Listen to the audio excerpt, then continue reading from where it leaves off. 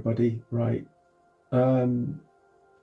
Mr. X has purchased some items, and for those of you who don't know who Mr. X is, he is of Burton Central. He's a very good friend of mine, and he has asked me if I can take a look at some locomotives that he bought from the Stafford show. And this is one of the items that he purchased. This one cost £20. It was purchased as a non-runner. So we're going to be taking a look at this one. We're also going to be taking a look at two others as well.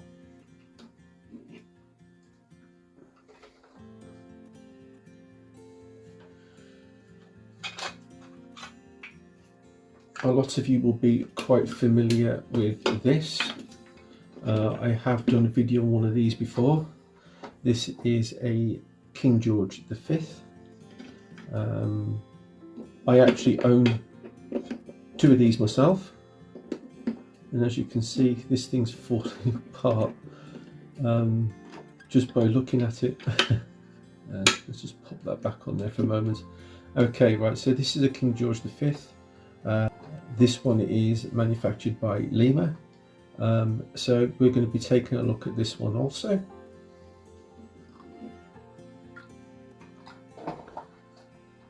And last but not least, he has also purchased this very nice looking Class 56. This one is a mainline product, so we're going to be having a look at this one first. Again, as I said, all three were purchased as non-running, and what I'm going to do is I'm going to split this into 3 videos. So we're going to start with the first video with this one here.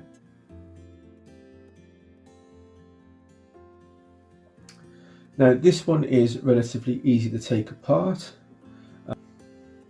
You have a lug in each corner of the locomotive body, and all you need to do is just very gently prise something up inside that's quite thin, just to pop the lugs out.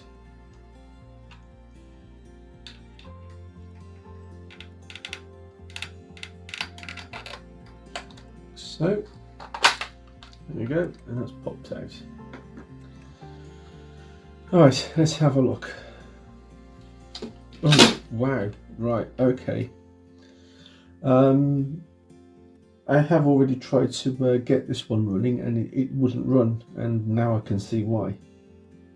It's actually been DCC converted, and everything that you see here shouldn't be here. Somebody has very cleverly, and I have to say this has been done extremely well, but someone has actually added directional lights to this thing.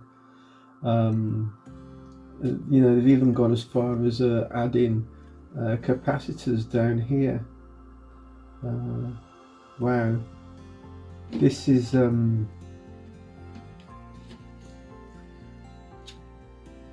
extraordinary. Wow. Right, I'm just going to get my head around this just to see how this has been fitted, and then I'll get back to you. Okay, right, decoder is now removed. I've got rid of all the tape that was all over it too. So I just need to undo the retaining screw here, and I can remove the bogie out of the chassis.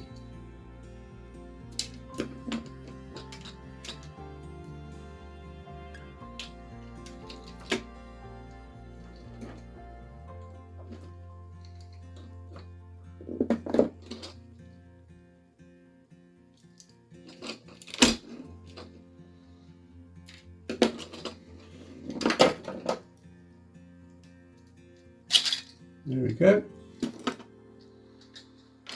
Plug that over there out the way for now. Okay, right. We have a connection coming down to the wheels there. That's fine. And we've got our connections to the actual motor itself. So we'll test that first and see if we've got any power. Oh, excellent.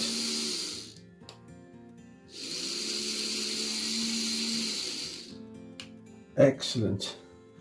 Okay, cool. That's actually working really well. So I think all we're going to do with this is I put a spot of oil there, a spot of oil there, and that should do it.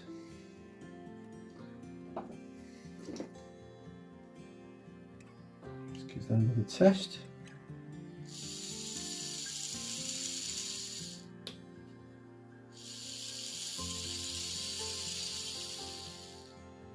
Lovely.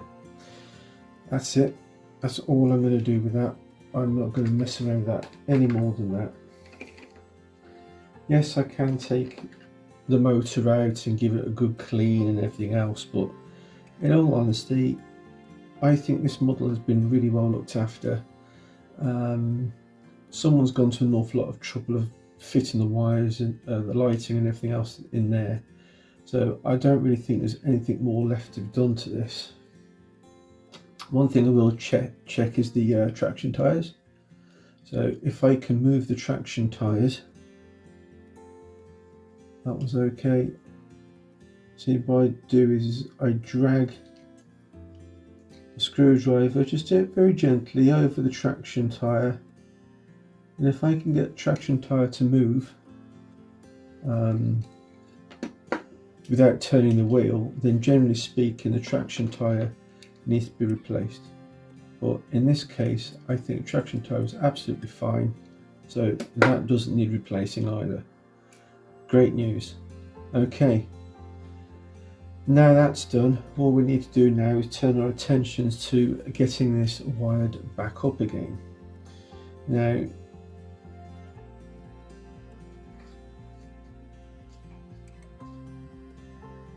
what we will do is there's a black wire down here for the pickup on the one side of this bogie with two red wires coming from the one side of the motor. So I think what I'm going to do is attach this wire here to this wire here, and then this wire will go up to the lights, and then with the other wire, which is on the chassis here, this one I will connect to here. I'll get rid of that one, and then I will connect a new wire from here to the lights. So let's get the soldering iron on and get some wiring done. Okay, I have to admit it has been rather tricky. Right, so off camera what I've done is I've connected basically what you have is in effect you have 4 positives and 1 negative. The 1 negative has been separated into 2, so the circuit board has actually been cut so that the current can't flow all the way through.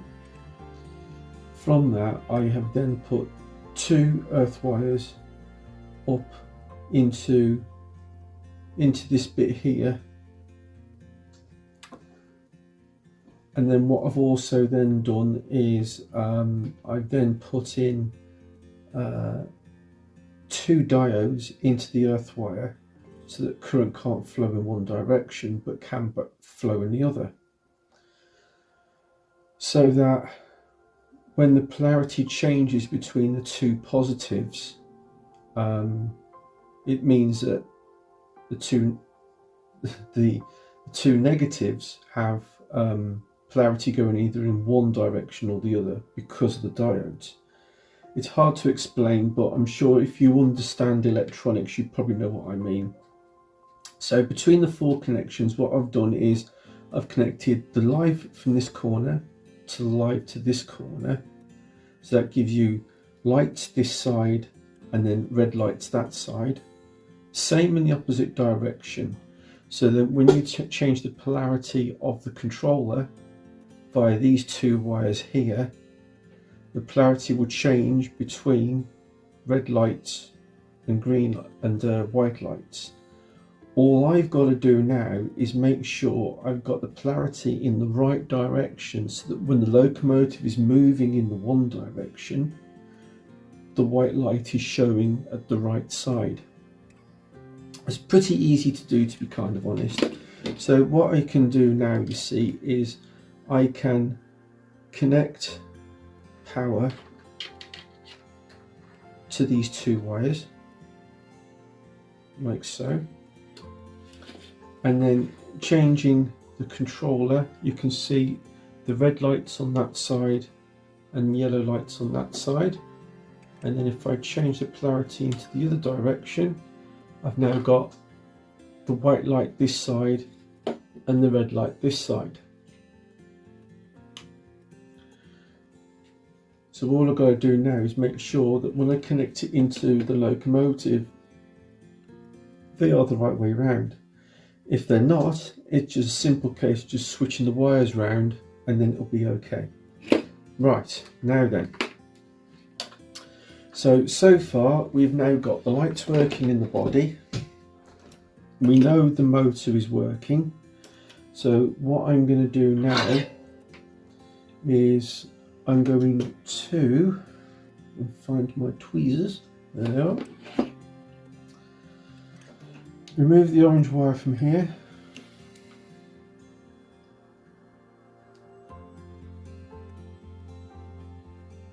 Like so.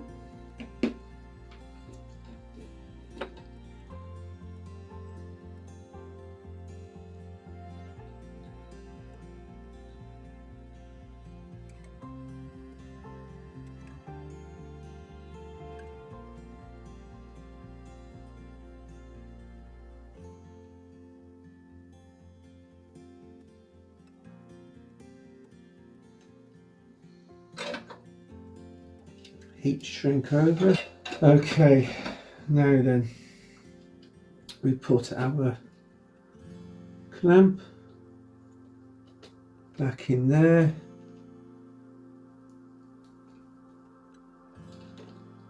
Screw back in to hold the clamp in, like so, and then very carefully tuck all the wires back in and we'll give it a test.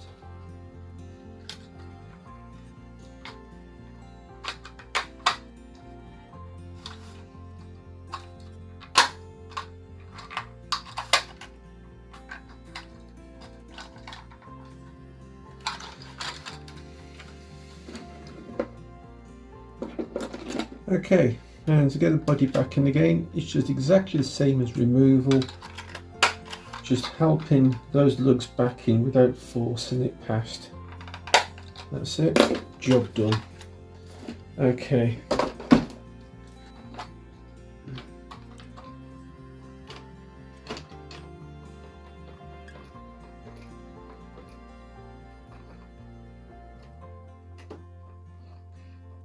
This.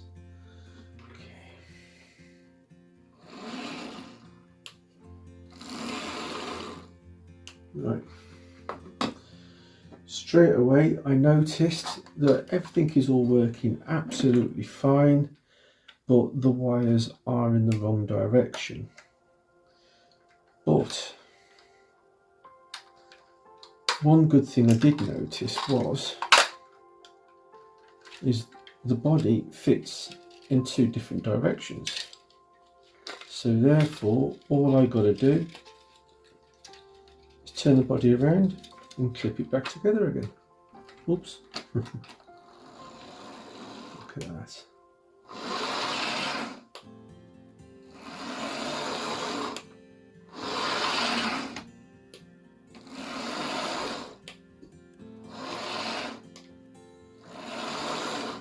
Brilliant, excellent. Right, well that's it then. That's the main line train running.